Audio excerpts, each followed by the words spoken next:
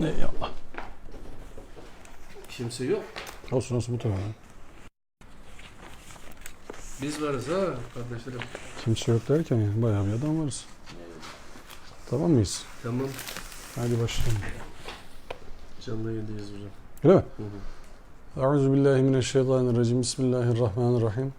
Elhamdülillahi Rabbil alemin. Vel akıbetu lil muttakin. Vessalatu vesselamu ala Resulina Muhammedin ve ala alihi ve sahbihi ecma'in ila yevmiddin. Allahümme eşrah li sadri ve yessir li emri ve ahlul ukdeten min lisani yefkahu kavli. Rabbim zihnimizdeki, yüreğimizdeki düğümleri çözsün, dilimizdeki düğümleri çözsün. Amin. Ki anlayabilelim, ki hayatımıza aktarabilelim. Hayatımızda kazandığımız doğruları aleme yayabilelim, şahit olalım, şahitler olalım. Yani şüheda olalım. İnşallah hayırların yayılması için mücadele edenlerden oluruz. Ve hayırların da oluşmasında öncüler oluruz. Yani hayırları like etmek, beğenmek, desteklemek bir üstünlük değildir. Bunu yapmak bir fazilet de değildir. Önemli olan o işin içinde olmaktır. İyi işler yapmaktır. Allah bizi iyi iş yapanlardan etsin. Çünkü son dönemde bayağı bu beğeni işiyle millet rahatlıyor. Bir işi beğeniyor, çok güzel, ağladım, üzüldüm, çok sevindim, çok beğendim filan deyip kenara çekiliyor. İnşallah onlardan olmayız. Bu akşam yeni bir sureye giriş yapıyoruz. İnşikak suresi. İnşikak suresi yarılma, parçalanma anlamına gelen İnşikak adını ilk ayetten alıyor.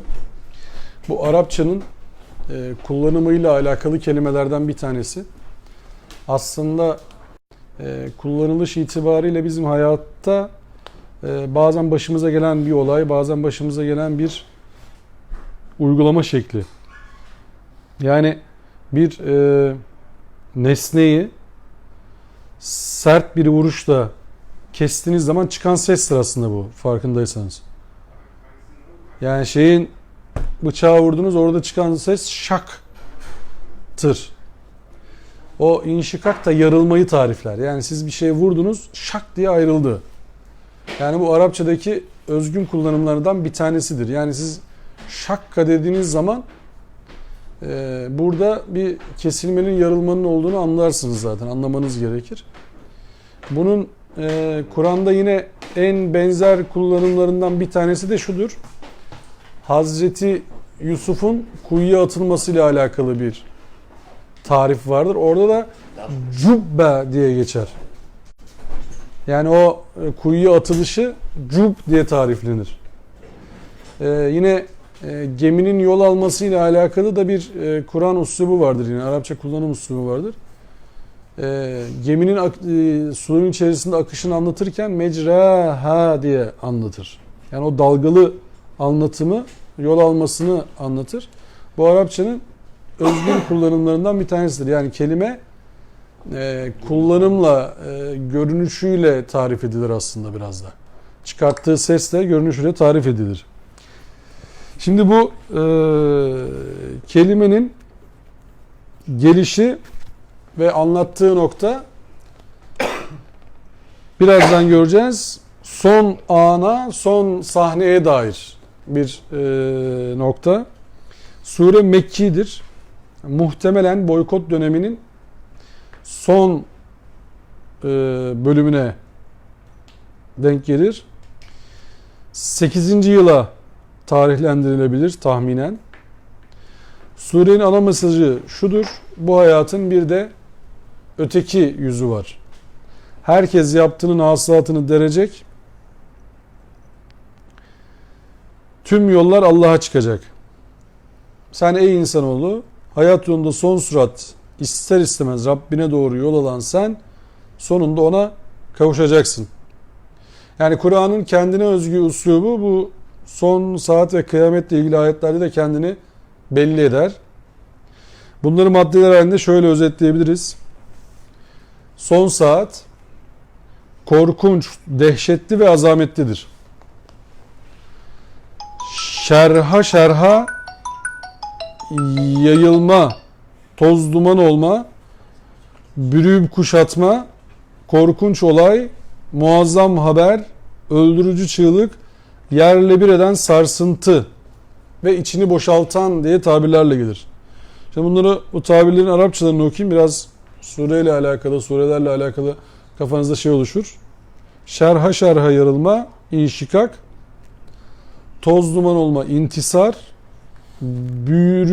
bürüyüp kuşatma, gâşiye, korkunç olay, vakıa, muazzam haber, nebe'ün azim, öldürücü çığlık, sayha, yerle bir eden sarsıntı, zelzele.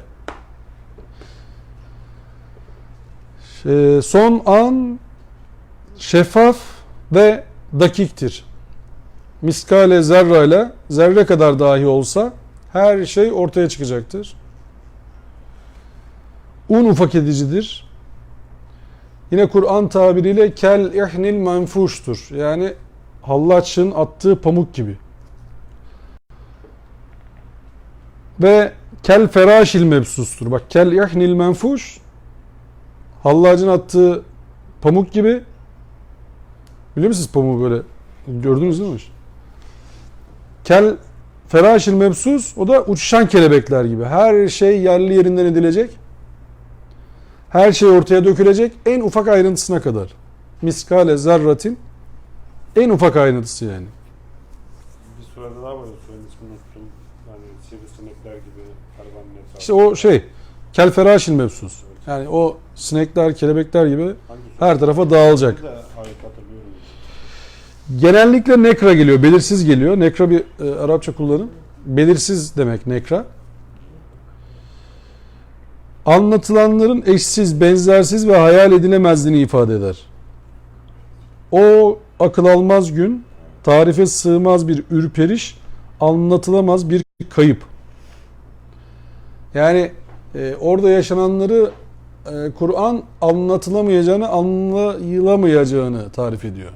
Çünkü en bariz ve en etkileyici tabirlerden bir tanesidir bence Kur'an'daki.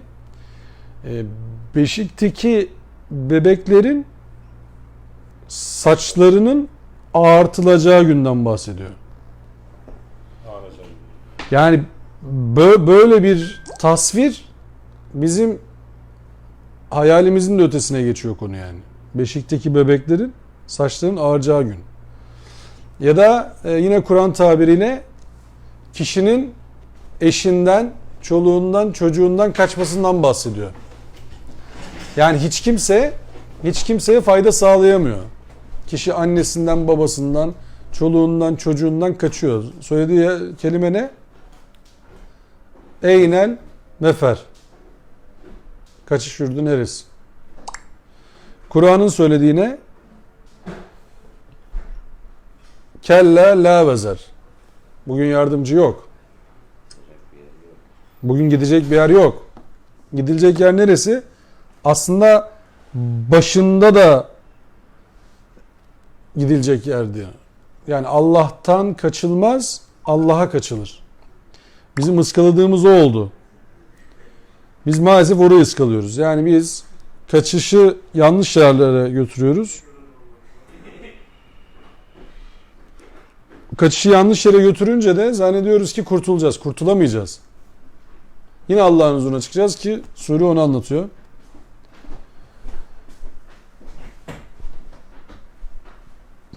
Şimdi bu noktada kelimenin geldiği nokta, surenin geldiği nokta bize bu olağanüstü hali anlatacak işin açıkçası. Oraya dikkatimiz dönecek. Genellikle fiiller faile bina edilmeyerek ya mutavvaat ya da meçhul kipiyle gelir.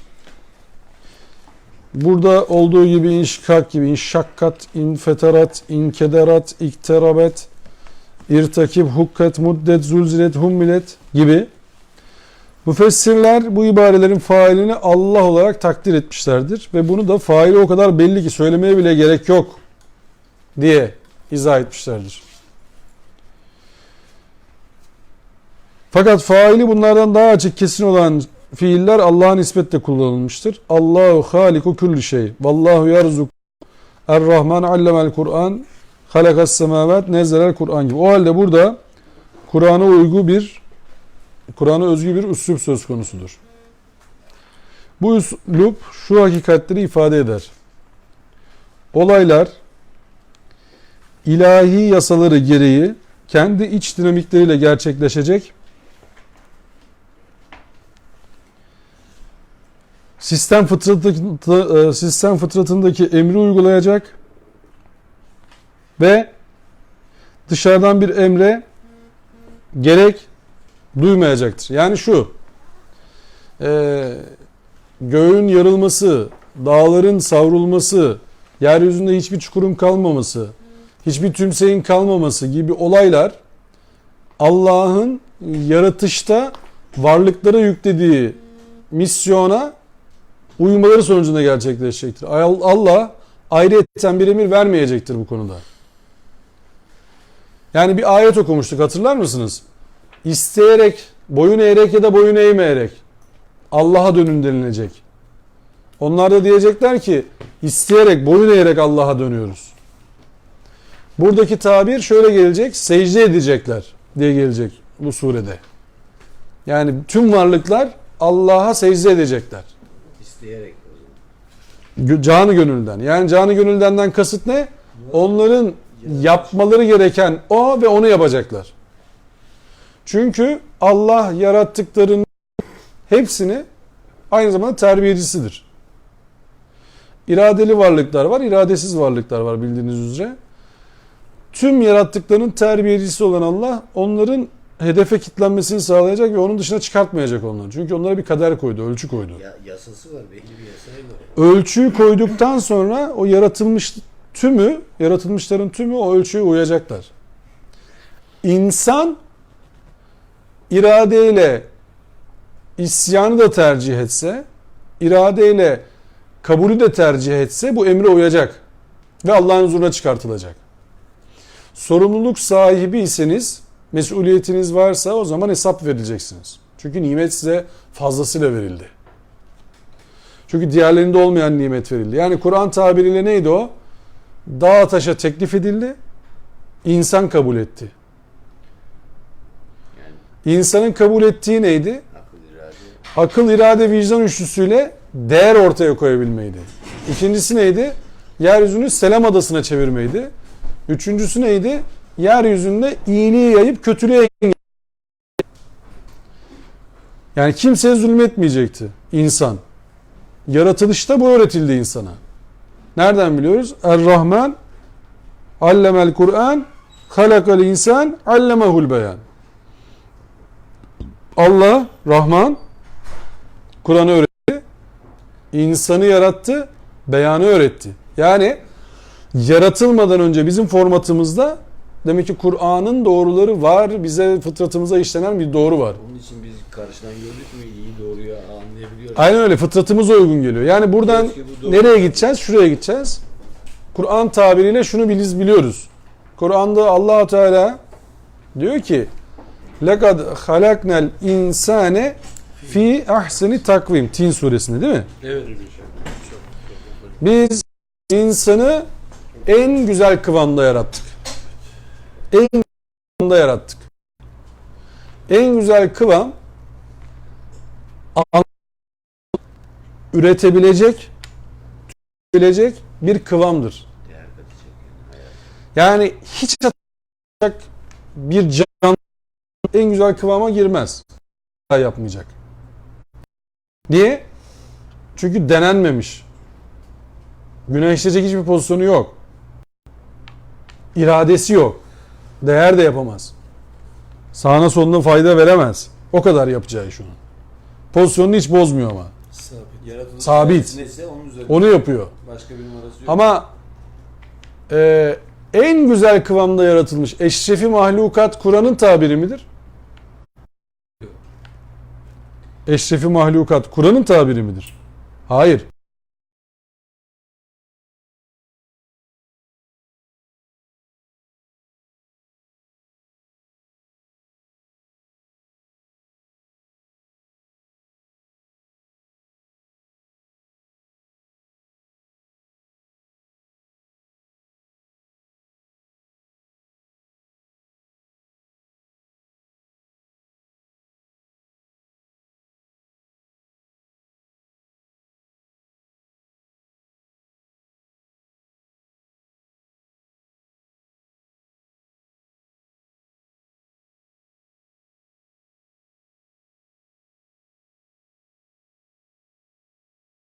50 milyarlık bir insan neslinin ölümüne sebebiyet vermiş.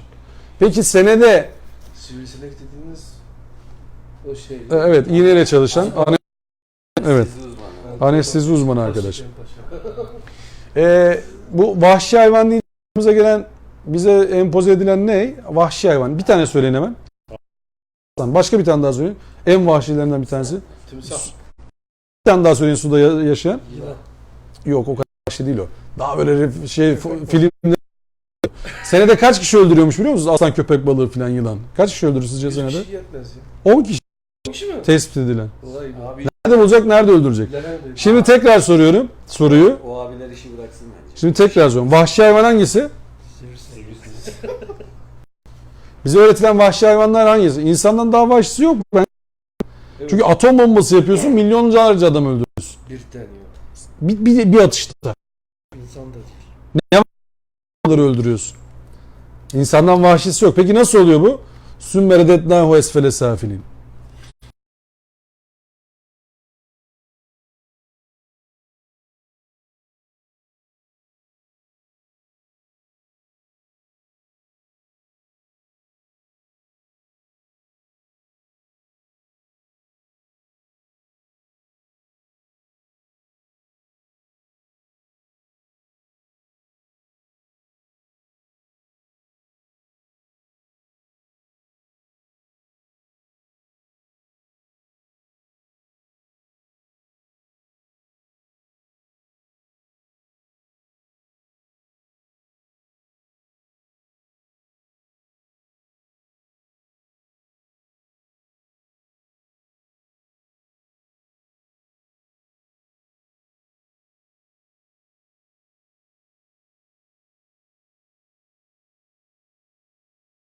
...600 kilo su içiyorsunuz demektir bu. Bir oturuşta 600 kilo su içiyorsunuz demek. Yani sonra Allah sorunca hani sineği misal gösteriyor. Ne yani? Ne sineği misal gösteriyor? Hayırdır? Ne demek istiyorsun? Dedikleri zaman Allah diyor ki, sineği göstermekten Allah geri mi duracak zannediyorsunuz Bölge yani? ederden sana 102 milyar. Hani neyi misal gösteriyorsa Allah dikkat etmek lazım. Paşa ötüyor. Nasıl yaptın yani? Bir de biliyorsunuz o Allah bununla ne demek istedi diyorlar şimdi. sinek dediğiniz arkadaşın kaç tane gözü var? Kaç mercekli onun gözü?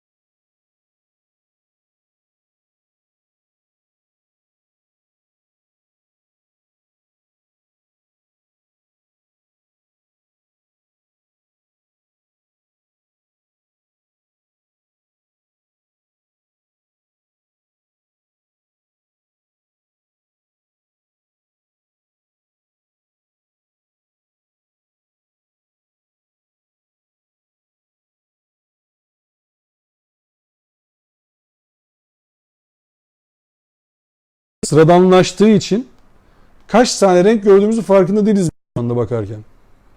Bak kaç tane ton görüyoruz şu anda. Hocam Hayır. 22 milyon kez büyütülmüş sinek gözü diyor. Evet. Sineğin tam 9 kalbi vardır. Evet. Gözlerinde ise 8000 mercek bulunur diyor. 40 mı dediniz? Ben kaç dedim? 72 çarpı Tarık çay var aşağıda. Atıyor musun? Alttan. Oraya. Şu mutfağın orada şey var. Cam var. Oradan al. Gir mutfağa, cam var orada. İşaret et o şey. Yani bizim anlayamadığımız şey şu. Bize normal gelenler öyle olağanüstü iş ki. Bak bize normal gelenler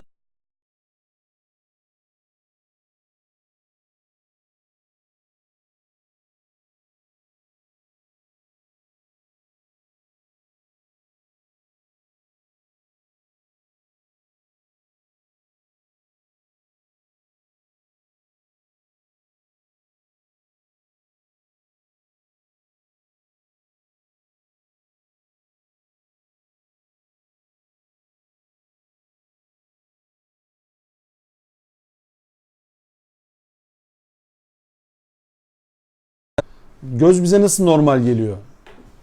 Anormal değildi. Şimdi bu geleceğimiz nokta son saatte anormal bir iş. Normal bir iş değil, anormal bir iş. Çok büyük bir hadise. Servet hocam. Çok büyük bir bozuluş, çok büyük bir bitiş, çok büyük bir yeniden başlangıç. Oraya hazırlanıyoruz. O yüzden sure onu anlatıyor bize. Meşakkatli bir iş. Bu şakka kelimesiyle alakalı müfredattan bir iki tane bilgi vereyim. Ondan sonra geçelim. Kaynak eser olarak göstereyim. Müfredat Ragıb el-İsfahani'nin. Şimdi burada şakka kelimesi anlatılırken ikiye yarmak manası genel kullanılış itibariyle, arası açılmak, ikiye yarmak manasında kullanılıyor. Bir ayet okuyacağım sizde. Nahl suresi 7. ayet. Meşakkati anlatmak için söylüyorum bunu. Zahmet, güçlük veya sıkıntı ve nefse bedene erişen veya ilişen bir mecalsizlik, gevşeklik ya da güçsüzlük, inkisar. Meşakkat ise tam tersi zorluk, büyük zorluk hem de. Yani. Nasıl büyük zorluk? Nahl suresi 7. ayet. Lem tekunu balighihi balighihi evet. Lem tekunu balighihi illa bi şakkil enfus. Nahl suresi 7. ayet. Manası ne? Canlarınızın yarısını tüketmeden varamayacağınız bir canlarınızın yarısını tüketmeden varamayacağınız bir mertebe. Meşakkat dediğin öyle bir şey yani. Onun haricindekilere meşakkat dememek lazım. Ya çok Hayır. meşakkatli falan filan değil yani. Meşakkat diye konuştuğumuz kelimenin ne olduğunu o yüzden zaten söylüyorum. Yani şöyle bir şey yani. Ömrünün yarısını vererek ulaşabileceğin bir yere gibi bir şey yani. Yani biz şimdi anlamaya çalıştığımız kitabı, anlamaya çalıştığımız ayetleri ve hayatı bu şekilde okumamız lazım. Yani biz şimdi mesela şunu yapabiliriz. Bu akşam biz çok Kur'an okuduk, kesin cennetliyiz. Bu akşam çok namaz kıldık, kesin cennetliyiz. Bu akşam işte çok oruç tuttuk. Bugün çok oruç tuttuk, cennetliyiz. Bugün birisine acayip yardım yaptım. Bir tane çocuğa, bir tane aileye cennetliyiz. Bugün falan. Yarın önemli değil, bugün. Yaptık, tamam bulduk işi. Öyle değil halbuki yani durum. Hayat, Kur'an tabiriyle okuduğumuz zaman şöyle olması gerekiyor. Bize emredilen bu. Va'bud rabbeke hatta ye'tiyekel yakin. Kulluk et Rabbine, Rabbeke hatta ye'tiyekel yakin, yakın gelinceye kadar, sana gözükünceye kadar. Ne kadar yani. Yakin ne? Artık son saat. Ölüm melekleri geldi. Buyurun dedi, gidiyoruz. Ha şöyle diyemiyorsunuz, biliyorsunuz değil mi orada? Bir dakika abi. Biraz sen git, ben çağıracağım seni falan, öyle bir şey olmuyor. Diyenler varmış. Bence büyük ihtimal havaya konuşuyorlar da Allah'ın huzurunda göreceğiz hepsini. Yani sen git, ben seni çağırırım filan vesaire. Ya da hani şey için anlatıyorlar ya. Nasıl bir zihin yapısı var bilmiyorum. Tabii hoş da bunu anlatanların. Hani şunu anlatıyorlar. Allah Resulü son nefesini verecek. Ölüm meleği geldi. Allah Resulü dedi ki tamam gelsin. Kabul ediyorum. Gidelim. Yani sordu ölüm meleği. Yaşamayı mı tercih ediyorsun? Ölümü mü tercih ediyorsun? O dedi ki tamam ölelim. Olur. Allah öyle dediyse falan. Nasıl bir melek anlayışı var, nasıl bir emir anlayışı var bunu anlatanların bilmiyorum. Nasıl bir Allah'a inanıyorlar onu da bilmiyorum ama Kur'an böyle bir şeyden bahsetmez. Allah emir verecek. Onu alan melekler soracaklar. Ne diyorsun, yapayım mı yapmayayım mı? Allah böyle bir şey dedi ama filan. Nasıl bir Allah'a inanıyorlar ben bilmiyorum. O benim Kur'an'dan anladığım bir anlayış değil. Ama arkadaşlara da hayırlı başarılar demek konuyla alakalı. Yani meşakkatten kasıt bu. Uzun süreçli bir mücadele. Meşakkatte, şakkada başka bir kavram da şu abiler. Aralıkması manasına geliyor. Yani filan kişi benim diğer yarım ya da öz kardeşim. Bir de birbirimize benzemememizden dolayı sanki o benden yarılmış, bölünüp ayrılmış gibidir manasında geliyor. Yani kesin bir ayrılık yani. Anlatabiliyor muyum? Bir ayrılık yani. Şak da o yani. Şak diye ki ayrıldın, tamam geçmiş olsun. Bir daha onun Şak, Aynen şak diye ayrıldı. Şak şak diyor. Şak. Şak olduğunu belli değil mi? Hani o şeyde vardı ya vaş semai ve tarik. Tarik. O bir geliş yani sesli bir geliş. O da böyle bir kullanımdı. Hı. Anlatabiliyor muyum? Yani o ve ma edrake met tarik necmus sakib böyle yani yarıp geçen bir sestir o. Yıldız kayması böyle yarıp geçiyor. Yani geldiği yerde ses yapıyor, olay çıkarıyor. Vahiy öyledir genelde. Yani meseleyi anlamasan da oradan bir şey olduğunu anlıyorsun. Tabii. Yani o şeyi çağrı. Söylenişten onu yakalamamız lazım. Bu Kur'an Arapça okunduğunda, kıraat edildiğinde insanların ağlamasındaki sebep bu mudur acaba? Yani o Arapça gelmesi ve bunun uygulanması kadar doğal bir şey yok işte. Allah zaten bunun Arapça olduğunu, açık bir Arapça ile geldiğini zaten söylüyor. Onların anlayabileceği gibi söylüyor. Şimdi yani semanın şarha şarhlaması İze semâ'u şakkat. Bir şey de diyebiliriz o zaman bu söylediklerine. Zorlu bir yarılma yani. Büyük bir yarılma hem de yani. Öyle bir parça falan değil yani. Bayağı uzun bir süreç sonunda işte milyon yıl sonunda öyle düşünürseniz böyle anlatabiliyor muyum? Uzun bir süreç sonunda şimdi termodinamiğin bir yasasını bir aralar burada bahsetmiştik hatırlıyorsunuz değil mi? Entropi diye ikinci yasası. Her şey eksiye gidiyor. Her şey şansı yok. Ya da şöyle düşünün. Şimdi Allah diyor ki yeryüzünü biz yaydık ve onu şimdi yeryüzünün bir balon olduğunu düşünün. Yuvarlağımsı olduğunu düşünün. Şişiriyorsunuz.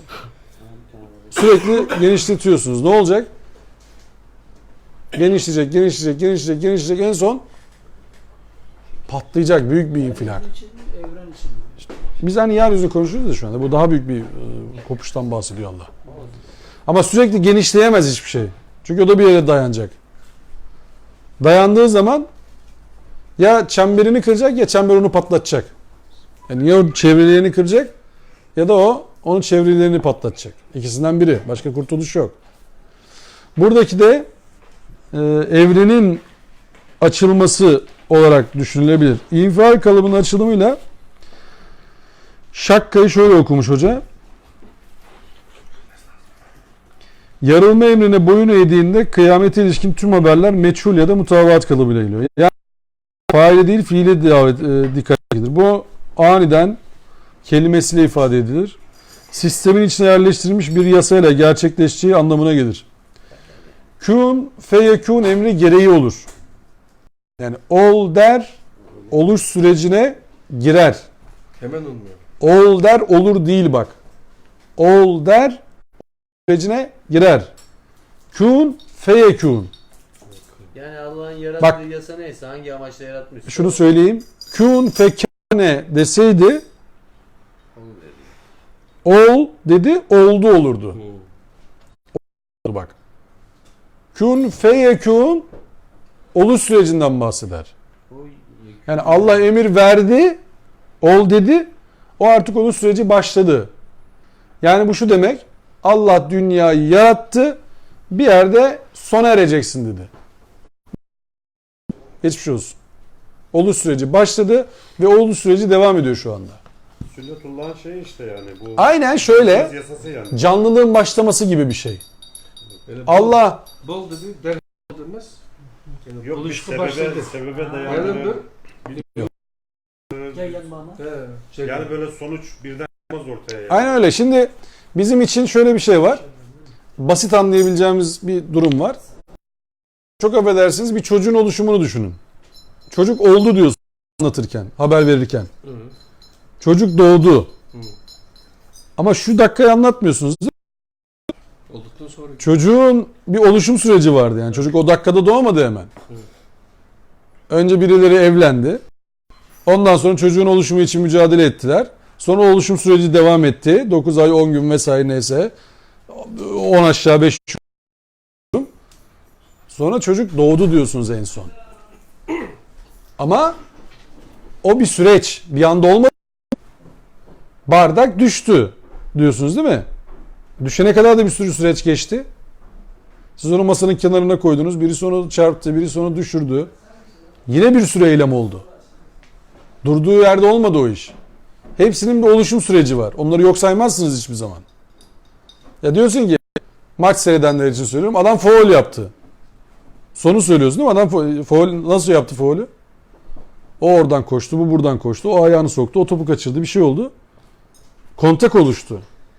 Veya kaza oldu diyorsun değil mi? Olay yerinden bildiriyorsun. Kaza oldu. Bu durup dururken mi oldu? O oradan bilmem kaç kilometre süratle geldi. Bu buradan bilmem kaç kilometre süratle geldi. Çarptılar. Ne diyorsun? Kaza oldu. Ya da kontrolsüz Kahve. komşular girdi. Oldu. Ama yine bir süreci var. Kaza da zaten hocam. Mesela o yüzden kaza namazı vurulmaz. Mesela kaza bu manada olmaz. Kaza demek ne demek abi? Çünkü kaza oldu değil mi? Kaza geçti Olayın yani. Oldu. gerçekleştiği an. Kaza oldu. Kaza namazı nasıl oluyor şimdi? Kaza oldu. Biz kazayı Hatta biz anlamın dışında kullanıyoruz. vefat Onu demek etti istiyorum. demek yerine Hı. kaza kıldı diyoruz. Kaza tabii. Kaza kıldı. Ha, olan oldu yani Olan artık. oldu Tamam. yani. Olan oldu. Gitti o dünyaya. O yapılması gereken neydiyse o an o Kelime- kaza demek. Kelime mana ya kelimeyi kullanırken düşünsek kaza namazını sormayız o soruyu zaten. Kaza namazını. Değil mi? Kaza namazı kılınır mı işte? Nasıl kaza namazı? Kaza olmasın diye mi kılacağız? Zaten kazadır o. Yani kaza olmasın diye kılıyorsan kıl da yani. O öyle bir namaz değil. Onun da içinde işte arabayı kullanman lazım. Sağa sola bakman lazım. Frenlerini yaptırman lazım. Lastiklerine bak. Yani kazanın namazı onlar aslında. Kazanın namazı oydu aslında. Sen şimdi namaz kılıp da frene balatasına baktırmazsan o kaza olacak. Ne yaparsan yap olacak. İstiyorsan arabada bütün gün hatim indir. Üstelik kadar iyi şoför oluyor. Olacak. Fren tutmuyor. Sen diyor ki ben namazı kıldım çıktım bir şey olmaz. Nasıl? Nasıl olmaz? Fren tutmuyor. Sen vurmasan birisi sana vuracak. Bir şey olacak yani orada. Sen duanı o şekilde ediyorsun. Yani ben frenimi yavaktırmıyorum. Dua edelim. En kısa sürede birisi bana ben geleyim birisine vurayım filan. Bu hani buradaki kullanımı o yüzden açmaya çalışıyorum. Bu büyük bir oluş ama bir süreç. Ve bu süreci biz içindeyiz şu anda. Biz bu oluşun içindeyiz şu anda. Dünya şu anda entropi yasası gereği bitişe doğru gidiyor. Ama bu ölçülebilir değil değil mi? Yani Şükür ki. yani ölçülebilir olsaydı değil mi? Şimdi mesela şu anda neyi ölçüyoruz biz? Suyumuzun bittiğini ölçüyoruz değil mi? Su bitiyor. Bak oluş budur değil mi? Su bitiyor derken bitti demiyoruz değil mi şimdi? Veya su bitti desek. Mesela Bu bir anda mı oluyor? Bilmem ne barajında su bitti. Bu bir günde mi oldu şimdi? Bir anda mı oldu? Sabah kalktık su mu bitti? Şu Öyle olmadı. Kasım ayında güneş olması bir anda olmadı yani. Bu afet bu şimdi. Allah bizi Deyip şu an cezalandırıyor. Biz de böyle diyoruz ne güzel doğalgazı yakmıyoruz ama ne güzel falan. Susuzluktan öleceksin. Susuz kalacaksın. Ay, aç kalacaksın. Daha ötesi mi var yani? Susuzluktan öleceksin. Şimdi bunun nesine seviniyorsun ya? Yağmur yağması gerekiyordu şu aralar. Şu ana kadar öyleydi. Ama yağmıyor da biliyormuş işte. Ekeceğim diyor, ekemiyorum. Allah yağmıyor da biliyormuş. sebebini buldular. İmamoğlu'nda. Yağma dediği zaman da yağmıyormuş. Ne yapacağız? bereketle geldi adam. Şimdi bizim anlamamız gereken şey şu, bu bir oluş. Ya İzzet Sema'nın şakkat ya da ay yarıldı diye bir ayet var değil mi? Diyorlar ki Allah Resulü ayı yardı. Ya kardeşim sen 700 yıl daha arasan öyle bir şey bulamayacaksın. O orada bahsedilen onu değil ki. Orada bahsedilenin konuyla alakası yok ki. Yani Allah diyor ki sura üfürüldü. Üfürüldü mü? Aynen. Kur'an'daki ayet. Sura üfürüldü. Üfürüldü mü? Ne oldu şimdi yani? Mazi. Yani bu şu demek. O iş bende. Olacak yani kesin. Ya da oluş sürecinde. Tamam o iş bende yani. Sura üfürüldü yani. O emir verildi. O sur çalacak. Siz dağlar uçuşacak. Yerde çöp kalmayacak. Çukur kalmayacak. Bitti. Daha dakikada oldu. Allah söyledi bunu. Bundan şüphe duymayın artık. Ayeti hatırlarsınız değil mi? Allah'ın verdiği türden haberi hiç kimse veremez. Bak derslerde söyledik. Allah şaka yapmaz. Allah blöf yapmaz. Sürpriz yapmaz. O nima tercüme hatami ya Qaysi? ayırıldı. Ay yerildi degende tercüme hata emas. Ötmüş zamanda bildirdi dep şu. Beyası yerildi deyiş üçün birden işte bulgan iş emas o. Bayada bir vaqt ketib, jarayan ketib deyil. Mesela kun fa yakun degan oyat var bu Suriyasındaki. Bu yerdeki kun degan kun bu işte yani bo'ldi de Ayı yer. birden işte bo'lmi davomlaydi. Yani bir jarayan var demek. O görmüş. Evet. Kimse görmemiş. Kıyamette yerin Sağda görmüş. Kimse görmemiş. Sure üflendi de aynı kelime. Yani Evet. sure üflendi. Arapçada bir kaide var. Geçmiş zaman, ötken zamanlı diş arkalar kelgüsüdün bişaret ürünü. Tamam? Şunuz mu? Yani Mesela ay yerildi diş arkalar, ay yerildi o. Vakti göstermek için. Evet, kıyametteki sahne. Şimdi burada Anladınız mı hocam? bence şeye söyle. Kim anladı diyor. Bak Abdullah sana soruyor. Yani doğru söylüyor. Sen anlamışsındır Abdullah yani. Biz Adam Londra'dan anladı, biz buradan anlamadık. Bizim Türkiye'den dinleyenler için açıklama yapayım mı? Yani Uygurlu kardeşlerimizle beraber ders yapıyoruz. Uygurca tercümesini dinledik. Tabii biz anlamadık ama en azından Benim annem de burada derste. evet. 3 tane Uygurlu kardeşimizle beraberiz. Şimdi ayeti beraber okuduğumuz zaman şöyle diyor. 2 ayeti beraber okuduğumuz zaman. İze semâun şakkat ve eznet li rabbiha ve hukkat. Bu böyle söyleyiş olarak devam eden bir sure bu. Bu tonlama bak burada. İze semâun şakkat ve eznet li rabbiha ve hukkat ve izel ardu muddet ve elqat ma fiha ve tehallet ve eznet li rabbiha ve hukkat.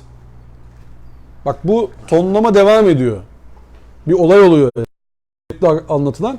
Ezber için de kolaydır bu sureler. Bak ezberinize alabileceğiniz ayetler bunlar. Çok kısa, birbirine yakın söyleyiş tarzı olan ayetler. Ezber için çok güzel bak. En azından Çok çekici hocam. 2 ayeti çok basit. Ve eznet li rabbiha ve hukkat. 2 tekrar. Ve eznet li rabbiha ve hukkat. Yani Rabbinin sesine kulak verdiğinde ve olay gerçekleştiğinde. O Peygamber Aleyhisselam'ı yani şairi demesinin de sebebi de bu ayetler olabilir yani. İşte bu kullanım orada çok yaygın. Evet. Onların anlayacağı dilden Allah yine söylüyor.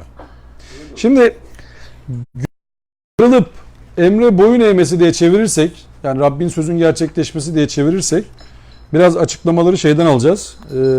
Kitap tanıtımı yapabiliyoruz değil mi? Evet, Yasal. buyurun. Tamam.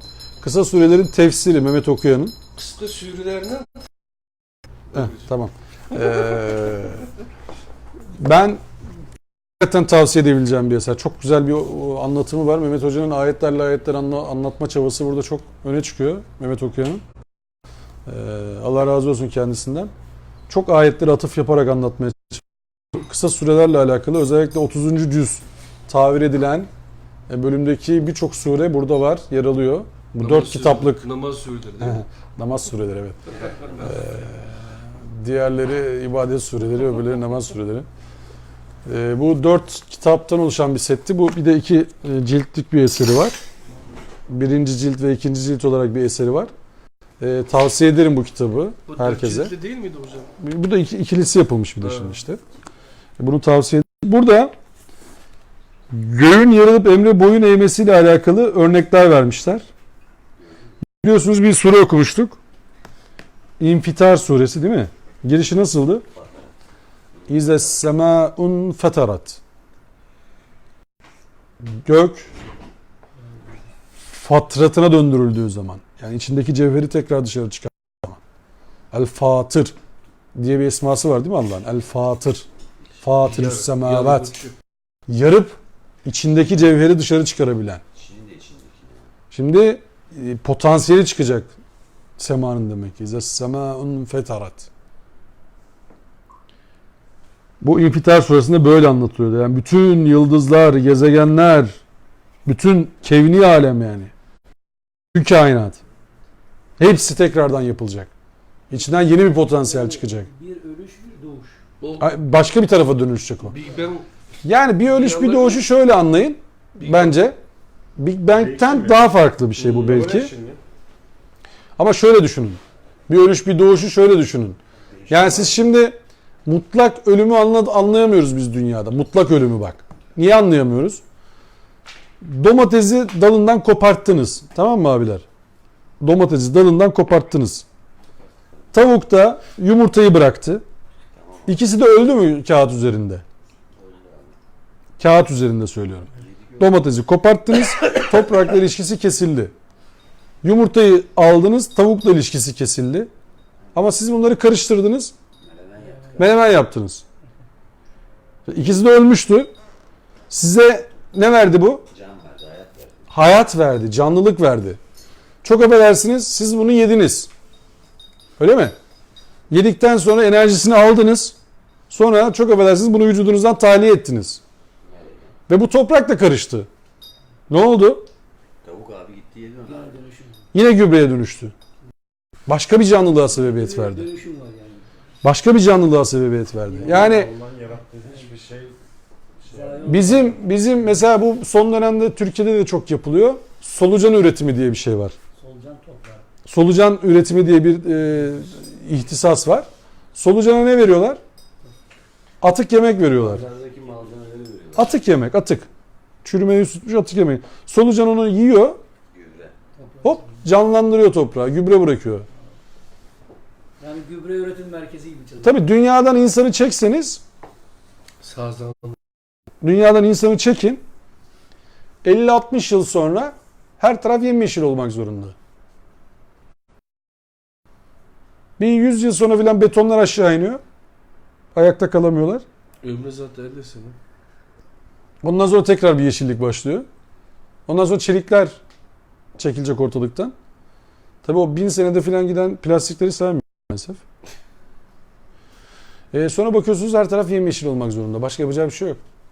O zaman o Yeşilleniyor. canlılar da soyu Yani insanı dünya çek, dünya cennet. Yiyen bakitleri yiyen. Tertemiz. Evet, yapmışlar. Evet. Bir tanesi dediğimiz gibi infitar, yeniden başlangıç. Yani içindeki kabiliyetin yeniden ortaya çıkması, farklı bir pozisyonda ortaya çıkması. Rabbine kulak verip başladığı zaman yani Rabbine kulak vermesi kainatın nasıl olacak? Ezine fiil demek kulak vermek anlamına geliyor.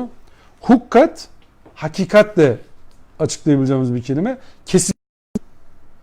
Yani ve iznet li rabbiha ve hukkat.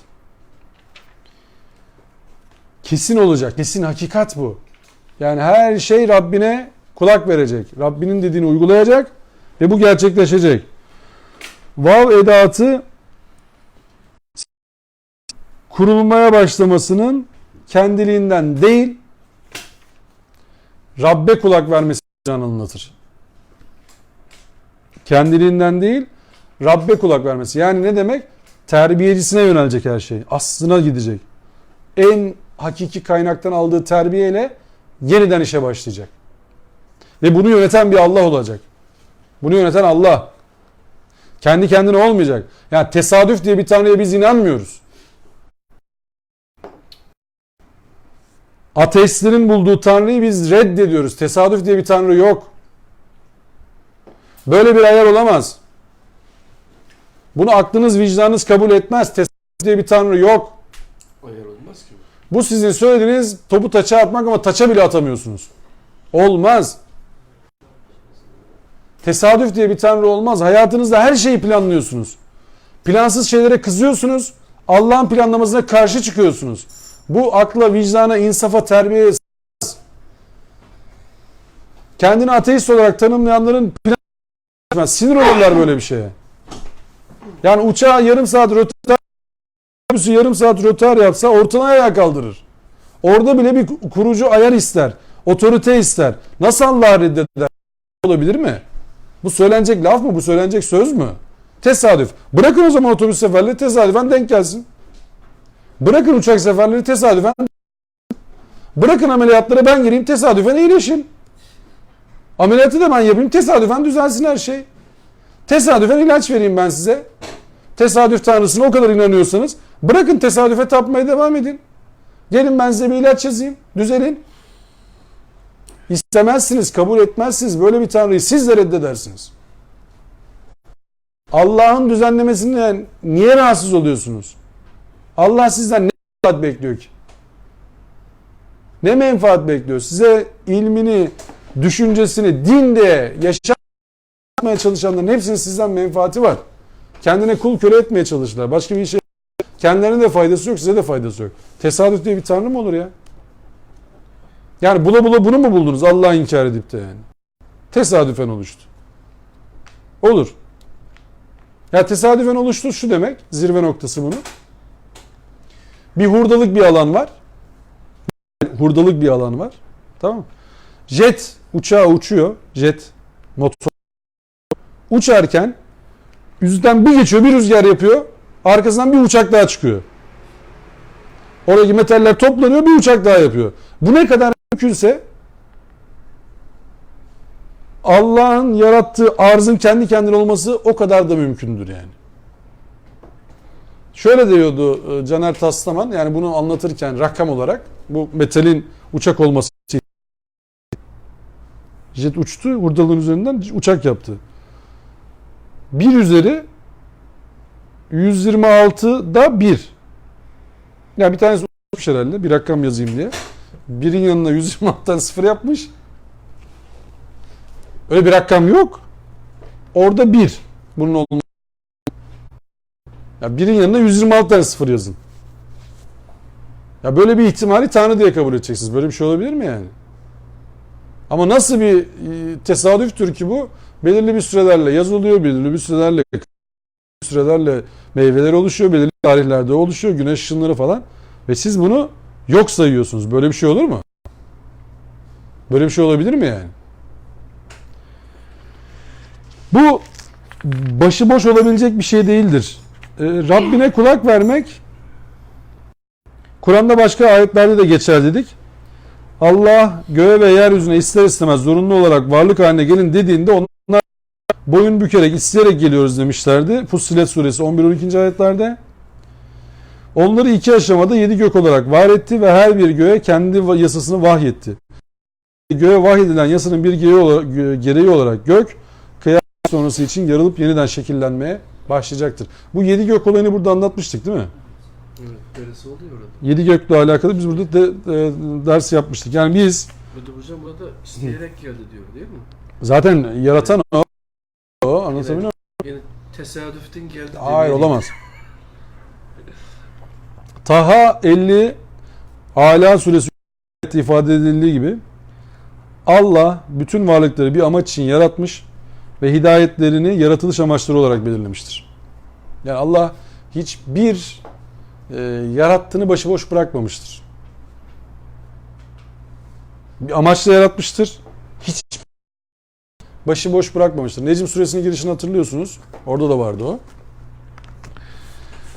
Ellezi ahrecel mer'a diye geçiyor ya. Mera'daki otları da düzenleyen Allah'tır. Onları başıboş bırakmıyor. Ey insan, seni nasıl boş bırakacak?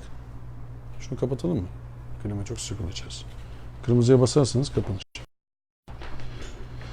Gök yaratılış amacı doğrultusunda bu alemdeki görevini tamamlayıp parçalanacak ve yeni oluşumun bir parçasını oluşturacaktır. Benzer bir konuşma, yani Rabbe kulak verme işi. Bir de bizim okuduğumuz bir sure vardı hatırlarsanız. Şu ayetten çıkartacak mısınız bakalım. O gün cehenneme doldun mu diyeceğiz. O da daha var mı diyecek. O gün cehenneme doldun mu diyeceğiz. Cehennemde daha var mı diyecek. Hangi surede geçiyordu? Hızlı tahmin. Kaf suresinde geçiyordu. Bravo, hepiniz bildiniz. Tebrik ediyorum. Kulak, göz, gönül kazandıklarından hesaba çekilecek. Diller, eller, ayaklar yaptıklarıyla ilgili mahşerde şahitlik yapacaklar. Nur suresi 24. ayet. Bu ayeti kesin biliyorsunuz. Soracağım tekrar. Sorgulamada 24. ağızlar mühürlenecek, eller konuşacak, ayaklar da kazandıklarına dair şehadette bulunacak. Bu hangi surede geçiyordu? Yasin mi? Bravo. ağızlar mühürlenecek, eller konuşacak, ayaklar da kazandıklarına dair şehadette bulunacak. Yani Rabbe kulak verecekler.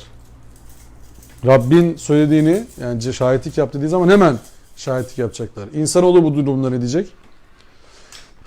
Fussilet suresi 20-21. Şahitlik yapıyorsunuz diye. Niçin bizim aleyhimize şahitlik yaptınız diye sorunca da her şeyi konuşturan Allah bizi de konuşturmuştur. Cevabını alacağız.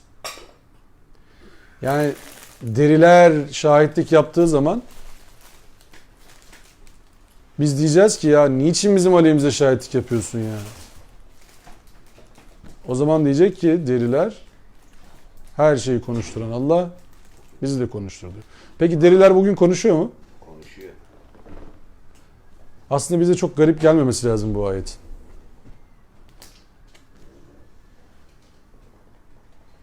Çok garip gelmemesi lazım. Erdem Bey bir mektubunu Bir parmak izi var, değil mi? Parmak izini basıyorsun. Dünyanın neresine gidersen git. Diyorlar ki bu adamın adı falan falan falan. Falan falan falan. Bir DNA diye bir yazılım yüklemiş Allah bize. DNA'na bir bakıyorlar. Diyorlar ki bu falan adamın oğlu, falan hanımın oğlu. Annene, babana kadar her şeyini buluyorlar mı? Aslında bize çok garip gelmemesi lazım değil mi? Bu yani cennette ya da ahiret aleminde, sorgu anında organların dile gelmesi, Allah'ın buna ta o zaman, bak şimdi biz ne kadar güzel konuşuyoruz değil mi? DNA var, röntgen var, parmak izi var. Biliyoruz şu anda, bize ne kadar rahat anlatıyoruz ayeti bak. Ne kadar rahat anlatıyoruz ayeti, farkında mısınız? Hepsini çok kolay anlıyoruz. Hamdolsun, Ama süper. şimdi, indiği süre, hani zamana baktığımız zaman müteşabihti belki değil mi? Ay müteşabihin ötesinde şöyle, müteşabih o zaman öyle anlaşılmıyordur ihtimalle. Yani ne diyorsun sen diyorlardır ihtimalle yani. Nasıl bir şey olabilir yani? Biz kayıtların bugün olduğunu görüyoruz mesela, biliyoruz yani. Şimdi tabii kayıttan acayip mesela DNA dediğimiz şey inanılmaz bir durum. Biz burada mesela o suların ayrılmasıyla alakalı ayetleri incelemiştik, hatırlıyorsunuz değil mi? Evet. Dedik ya bu suların ayrılması ve nesep bir kelime arka arkaya geliyorsa, iki ayette arka arkaya geliyor çünkü. Birinde önce suların ayrılması sonra üreme, birinde önce üreme sonra suların ayrılması geliyor. Birinde de sadece suların ayrılması geliyor. 3 surede geçiyor suların ayrılması kısmı. Dedik ya bunun kardeşim bir üremeyle bir alakası olsa gerek yani. Şimdi bakıyorsun anne ile baba reddedilemez bir şekilde ortaya çıkıyor mu? Suları karışmasına rağmen. Reddedilemez bir şekilde ortaya çıkıyor mu? Çocuk belli yok. Peki ateistler buna nasıl tesadüf diyorlar? Ateistler buna da desinler desin. Nasıl tesadüf diyorlar yani? Şimdi bu Allah'ın tırnak içerisinde söylüyorum attığı imza. Yani diyor ki yani nereye gideceksiniz siz yani? Nasıl kaçıyorsunuz? Nereden kaçıyorsunuz? Mesela şimdi tekrar soruyorum bu soruyu. Sormanın zamanı. Allah'a neyi anlatacaksınız hemşerim? Nasıl bize yardımcı olacaksınız Allah huzurunda? Allah'ın bilmediği neyi söyleyeceksiniz Allah'a mesela?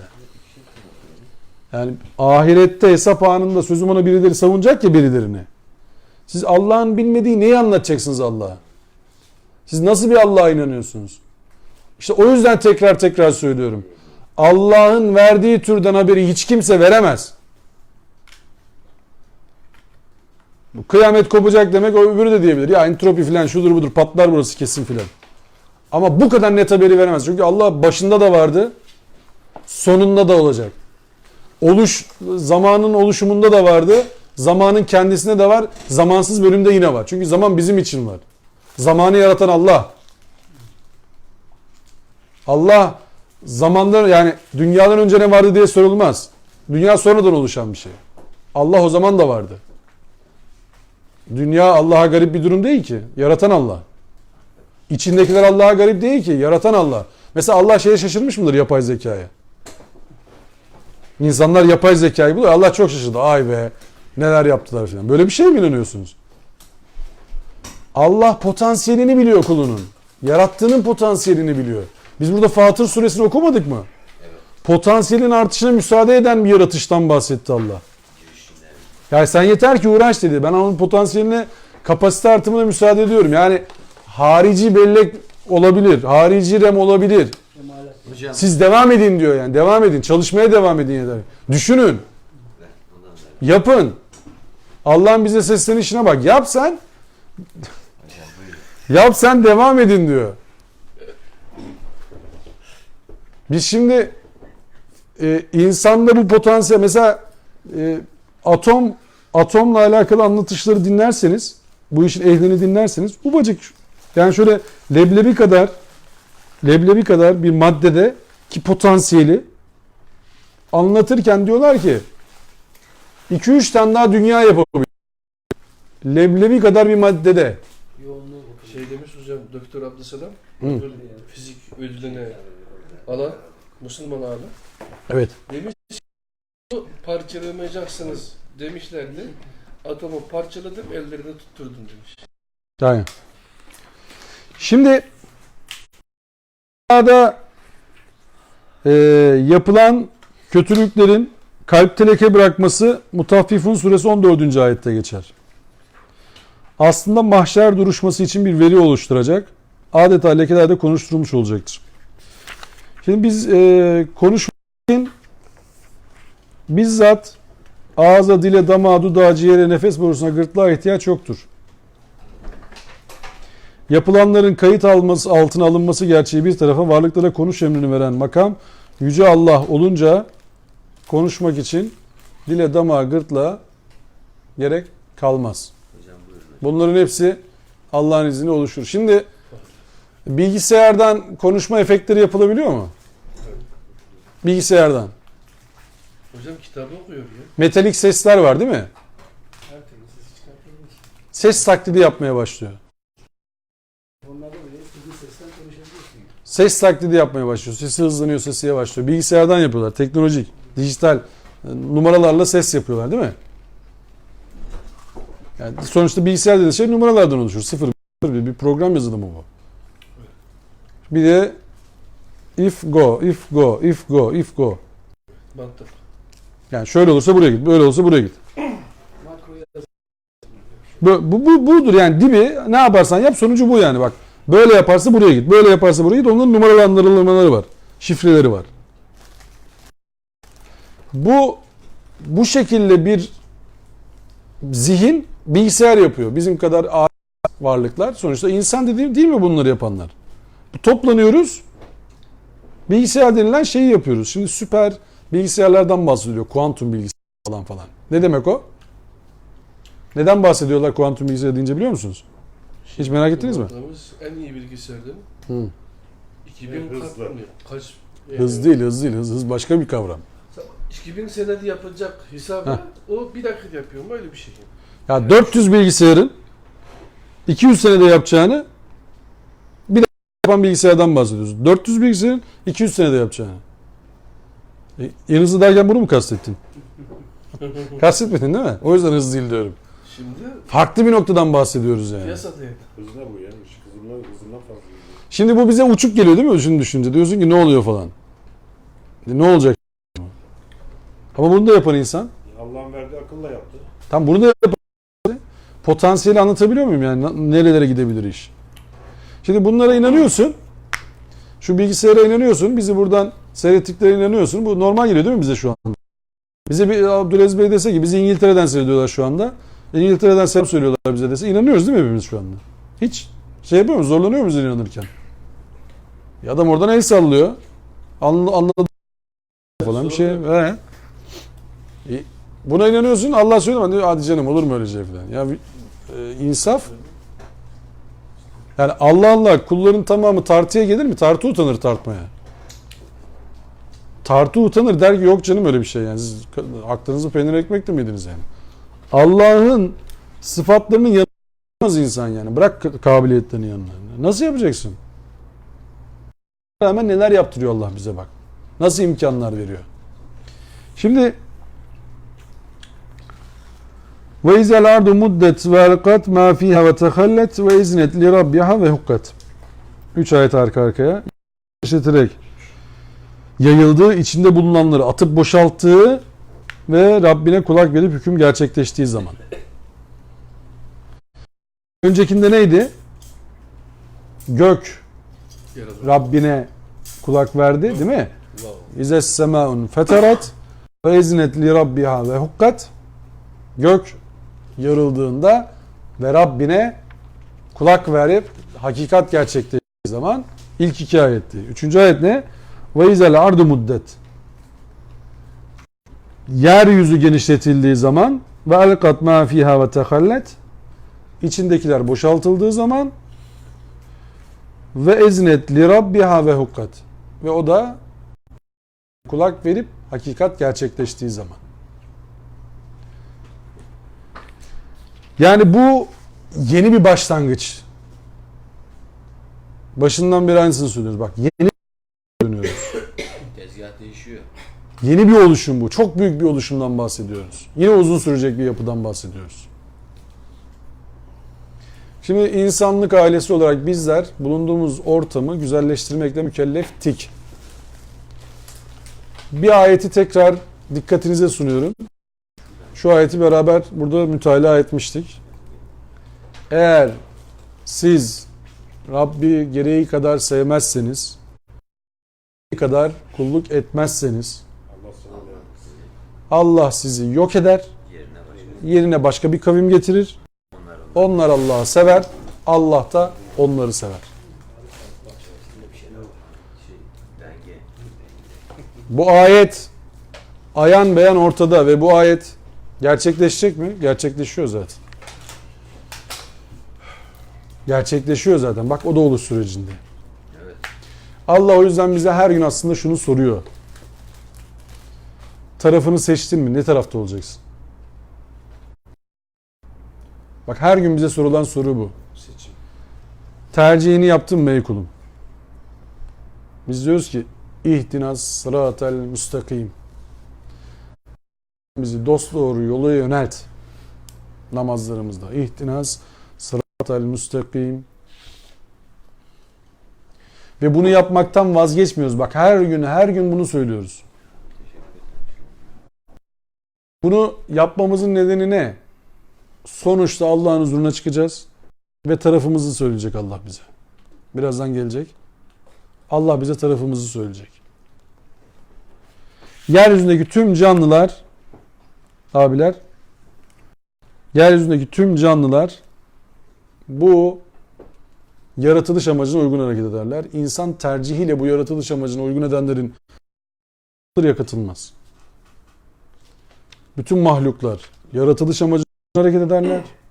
İnsan tercihleriyle bu yaratılış amacına uygun hareket eden koroya ya katılır ya katılmaz. Tesbihe yani. Yani sebbaha lillahi ma fis semavati ve ma fil ard. Yerde ve gökte ne varsa hepsi Allah için hareket ederler. Sebbaha hareket etmek. Yani çatlak ses bir tek bizden mi çıkıyor acaba? O İrademiz var, yapabiliyoruz. Hakka sahibiz. sahibi. Hakkımızın karşılığında göreceğiz. Neyse hak ettiğimiz yani. Hakkın sahibiz ama Allah cezamızı verecek abiler. Ödülcü yani. Allah cezamızı verecek. Ceza ne? Ödül. Mükafat veya Mükafat, ceza. Allah dediğin zaman kötü bir şey söylemiyorsun adama. Allah cezanı versin kardeşim. Allah razı olsun. Allah senin de cezanı versin. ne diyor? Cezakallah hayran. Tabii. Hocam her şey yok. Sanki espri her şey. Tabii. Arapların mesela Suriyeliler gelince en çok ona şaşırdım ben. Hocam şimdi Bir ziyaretine gittik bir tanesinin. Cezakallah hayır dedi. Ben dedim ne oluyor ya? Biz selamına geldik. Sen diyorsun ki cezakallah hayır yani. Allah cezanı hayır olarak versin yani. Hocam. Şimdi Hayırlı cezalandırsın seni. elimizde bir ceza vardı. Onu bile aldın ya hocam. Cezayı mı? Ha evet. Yani şimdi eve gidince Kabul azal. eve gidince demeyin Allah cezanı versin filan diye girmeyin içeri de şimdi dersin etkisi olarak sıkıntı olmasın ama Dışarıda konaklara hocam. Allah senin cezanı versin deyip terliği yiyip kafaya içeri. Yani ceza kavramı olayın karşısında ve mükafat. karşılık. Karşılık yani. Ederi. Yaptığın hareketin ücreti. Ecir. Aynen öyle işte ücret. Ama cezayı biz kötü aldık hep. Bir de bizim kavlu belamız var biliyorsunuz yani. Kalü beladan beri filan. Ağustos, Eylül, kalü bela, Ekim öyle zannediyoruz. Yani. Dini bırakın hocam. Arapça da bile düzgün anlamı. Şimdi hüküm yani Allah'ın sesine, sözüne kulak verip yönelmek, hakikatleşmesi yer ve gök için olduğunu öğrenmiş olduk değil mi? 2 ayet onu söyledi. Biz bunu Zilzal suresinde de okumuştuk hatırlarsanız. İza zulziletil ardı zilzalaha ve akhracetil ardı esqalaha ve kâlel insanu ma leha yevmezin tuhaddisu ahbaraha. Değil mi? Diyor ki yer o gün haberlerini verir. Yevmezin tuhaddisu ahbaraha bi enne rabbeke evhalaha. Rabbi ona nasıl vahyettiyse. Biz aslında Zilzal suresinde bunu okumuştuk. Değil mi? Orada ne oluyor ya? İza zulziletil ardı zilzalaha ve ahrecetil ardı esqalaha. Yer ağırlıklarını attığı zaman ve kâlel insanu mâ leha. Ne oluyor? İşte o Zilzal suresindeki anlatımın bir değişik anlatımı burada. Rabbe kulak veriyormuş o zaman. Onu anlamış oluyoruz değil mi? O ayetin tefsirini burada İnşikak suresinde bir daha yapmış oluyoruz. Zilzal suresinin tefsirini. Şimdi geliyoruz bizim payımıza düşene. Bu ayetlerde bizim hepimize ya eyyuhel insan, insanlık ailesinin bir ferdi, Buyurun benim. tamamı ve muhatap olarak sen, İnneke kâdihun ila rabbike kethen felâ mulâqih. Şüphe yok. Rabbine giden yolda çaba göstermektesin. Sonunda ona varacaksın. Yani hiç sağa sola yönel çalıştığını zannetme. Ne yaparsan yap, Rabbine yöneleceksin. Ne yaparsan yap, Rabbinin yönlendirdiği gibi yönleneceksin bir de bak. İstediğin kadar kafirim de, ateistim de, bilmem neyim de. Öleceksin mesela. Rabbin öyle yönlendirdi seni. Senin formatında o var. Kullu men aleyha fan. Değil mi? Her şey son. Her canlı için fanilik genel geçer bir kuraldır. Kullu men aleyha fan. Fayda tezhebi olmuyor. Neydi? Nereye kaçıyorsunuz? Yani istesen Allah'ı inkar etsen ne olur? İstemesen Allah'ı kabul etsen ne olur? Fark et. Dönüp duracaksın divan orası. Bir tarafa kaçamazsın. Bak, Allah'a kaç. Kaçacak bir yer yok. Allah'a yönel. Kabul etmesen ne olacak? Yine öleceksin. Şimdi insanları bazen anlamak zor tabii de. Her şey inkar etse bile hocam şu ölümü inkar edemez. Nasıl edeceksin? Ölümü inkar etmen için doğumu da inkar etmen lazım. Bir garip paradoks o, biliyor musun? Öldün, doğdun, demek ki öleceksin abi. Doğdun, demek ki öleceksin. Hiç boşuna kıpraşmana gerek yok yani. 150 yıl yaşasan ne olacak? Öleceksin. Öleceksin yani hiç. Çünkü deden ölmüş, dedenin dedesi ölmüş. Dedesinin yaşayan var mı aranızda hiç? Dedesinin dedesi yaşayan var mı aranızda? Dedesinin dedesini tanıyan var mı aranızda hiç? Geçtim ha. Adamı bile bilmiyor bazıları. Dedesini tanıyan yok aramızda yani. Ölüyorsun işte. Daha nasıl örnek vereceksin? Milyarlarca insan ölmüş. 102 milyar insan ölmüş, biz petrol kullanıyoruz, sağ olsunlar. Petrolü nereden bulacaktık? Ölmüş atalarımızı yiyoruz yani. Tüketiyoruz. Karbon. Evet. Karbon olmasa nereden bulacaksın o kadar petrolü, doğalgazı? Doğalgazda ısınıyorsun değil mi? Ne onlar sizce? Ölmüş atalarımız. Homo sapiens'in eskileri, Homo neandertalçiler filan, böyle Homo'nun bilmem kaçıncı sınıfları. O içeceksin, ne içeceksin? Hepsini siz odun mu zannediyorsunuz doğalgazın? Doğalgaz, kömür filan bunların hepsi odundan mı yapılıyor zannediyorsunuz yani? Hayvanların ilk yaşayışları ondan belki de bize yakıt olarak. Şimdi o bir tane kuantum biyolojisiyle alakalı bir kitap okumuştum. Orada şeyden bahsediyordu. Dinozorun bir tanesi bataklığa düşüyor. Bataklığa düşüyor, kurtulmaya çalışıyor. Çırpındıkça batıyor, çırpındıkça batıyor falan. Hazin bir son şık diye şeyde kalıyor. Bataklığın içinde can veriyor. Çok hazin bir sahne, dinozor. Diyorsun ki ya şuraya bak be arkadaş, gitti dinozor gitti. Ama o çamurla bezenerek öldüğü zaman ne oluyor? Mumyalanmış oluyor. Mumyalanınca ne oluyor? Haydi bakalım. Günümüze kadar bilmem kaç yıl önce onu buluyorlar. Ay diyorlar bu kaç senelik şeymiş ya, canlıymış bu yani. Fosilleri. Fosil. Ama da buluyorsun oradan. Allah'ın attığı imzaya bak. Şimdi bak o karbon izinden diyor bilmem kaç bin yıllık Karbon. dinozor, tamam mı? Bunun bu belli. Şimdi ayet diyor ki sizin bütün organlar konuşacak, sen diyorsun ki hadi canım ya. Ne canım ya? Hadi canım ne ya? Sen şu hayvanı buluyorsun. Allah diyor ki her şey konuşacak, sen diyorsun ki yok canım. Daha enteresan bir haber vereyim mi size? Tanıtım yapacağız. Daha enteresan bir haber vereyim mi size? Ben şunu biliyorum. Gördüğü hiçbir şey unutmuyor abiler. Öyle mi? Gördüğü hiçbir şey unutmuyor göz. Bilimsel olarak bir veri açıklıyorum size. Çünkü hatırlama öyledir. Görmeseniz yani böyle yapıyorsunuz ama. Tamam. O ne biliyor musun? Zip yapmış. Senin bellek zip yapmış. Arkaya atmış onları.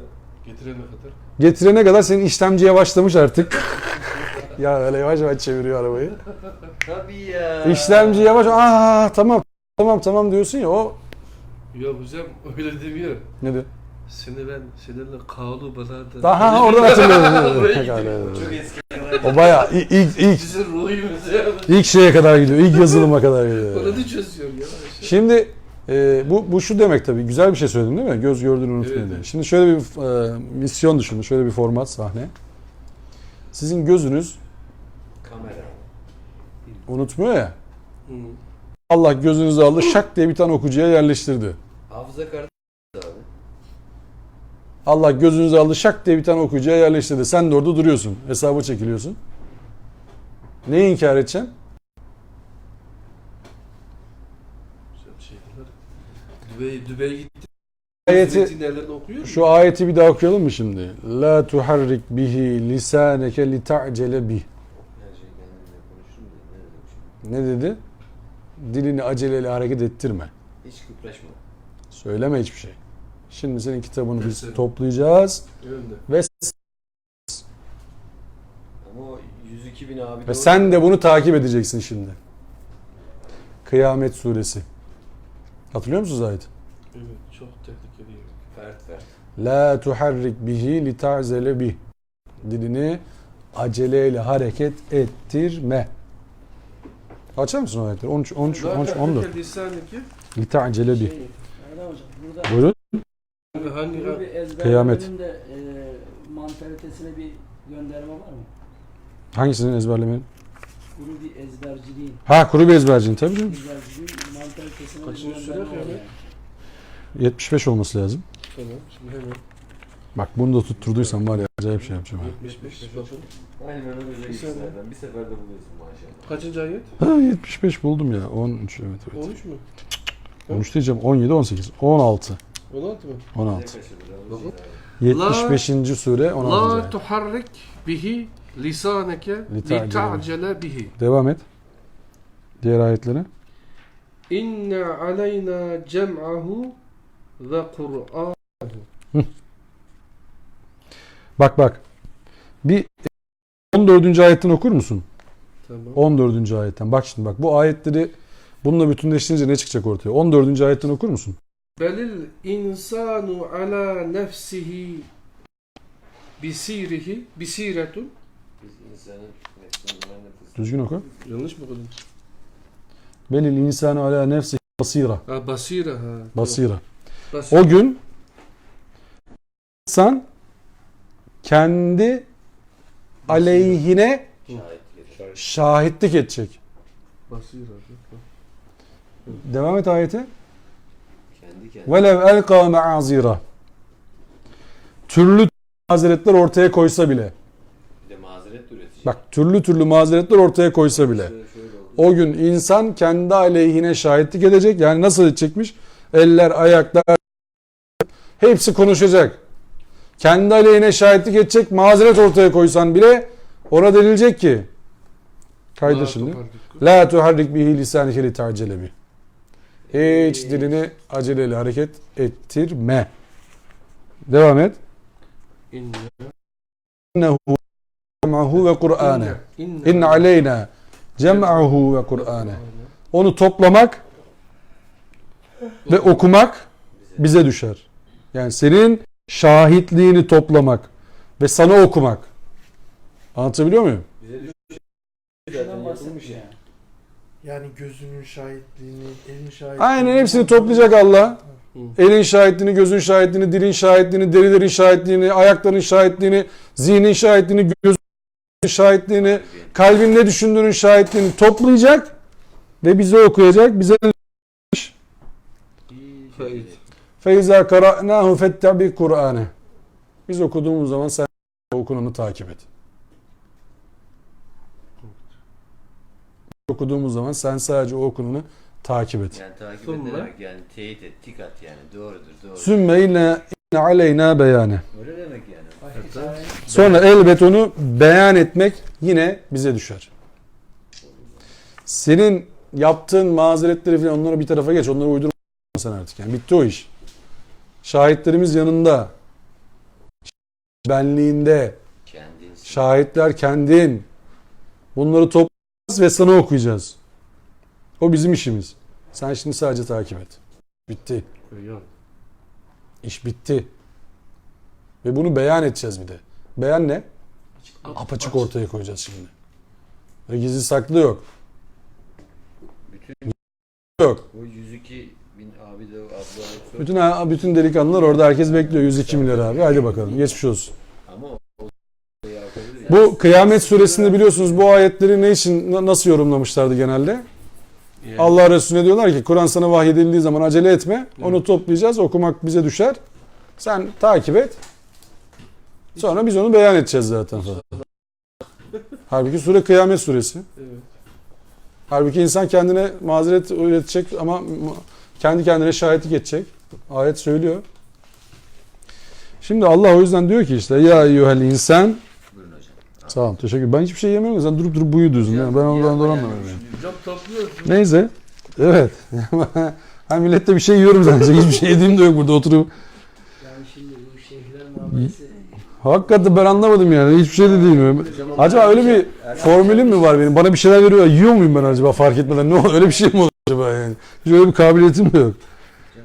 Yani ya eyyuhel insanu inneke kadihun ila rabbike kedhan femulaqih. Yani her türlü Allah'a doğru yöneliyorsun. Bak bizi uyarıyor Allah. Şimdi geldik abiler diğer ayete. فَأَمَّا مَنْ اُوْتِيَ كِتَابَهُ بِيَمِينِهِ فَسَوْفَ يُحَاسَبُ حِسَابًا يَسِيرًا وَيَنْقَلِبُ إِلَى أَهْلِهِ مسرورا. Harika. Üç tane harika bir ayet. Bu üç ayetle bitirelim mi bugün? Kötüler kısmına yine geçmeyelim. Kötüler kısmıyla bu burada kalmasın. Akşam rahat uyuyun. Rahat uyuyalım, evet. İyiler kısmıyla bitirelim inşallah. Kimin kitabı sağından verilirse kolay bir şekilde hesaba çekilecek ve sevinçli olarak inanç ailesine dönecektir. Sağ ol. İnanç ailesine dönecektir. Allah hepimizi İnanç. sevinçli bir şekilde inanç ailesinin yanına dönenlerden etsin. İnancına ait. Güven ait. Tabii. Müminlerin arasına döneceğiz yani. Güvenen, güvenilir olan müminlerin arasına döneceğiz. İnşallah öyle olanlardan olalım. Nasıl olacakmış bu iş peki? Fesel hisaben yesira. Bu arkadaşların Hesaplar. hesap şekilde olacakmış. Nasıl olabilir bu? Geçer. A. Mağfiret edilecekler. B. Yaptıklarının en güzeliyle ödüllendirilecekler. C. En çok dengiyle muamele edilecekler. D. Seyyiat denilen küçük günahları silinecek. E. En bile silinecek. F. Kötülükleri iyiliklere çevrilecek. Nasıl bir şey ya? Allah'tan daha ikram sahibi bulabilir misiniz? Eğer Allah adil olsa onu yapar mı? Peki Allah ona cehennem hak görmüşken ya benim hatırıma için bunları kim daha merhametli? Kim yapıyormuş onu? Neyse o konuya hiç girmiyor. Bak tam cennete giriyorduk. Siz şimdi başka tarafa giriyorsunuz. Şimdi mağfiret edilmesi ayet Bakara 284. Orada gönüllerinden geçenlerinden bile hesaba çekilecekleri söylenir. Gönüllerinden geçenlerden bile hesaba çekileceğimizden bahseder. Ayet değil mi? Efendim?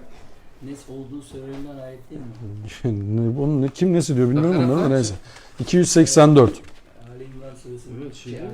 Bakara Ayet suresi. okusun.